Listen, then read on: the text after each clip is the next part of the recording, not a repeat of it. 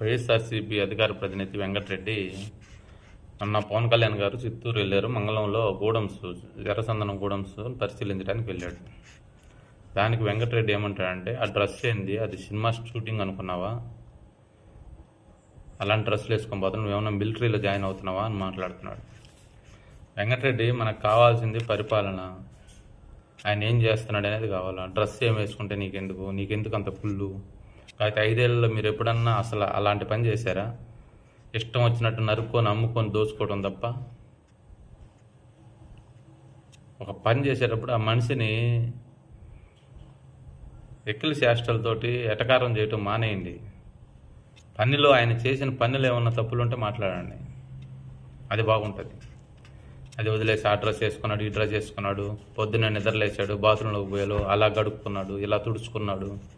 తొంగి చూస్తూ చూడండి, బాత్రూంలోకి పోయి తొంగి చూడండి ఎలా గడుక్కుంటున్నాడు కూడా. ఏం మనుషులు రా నాయన మీరు.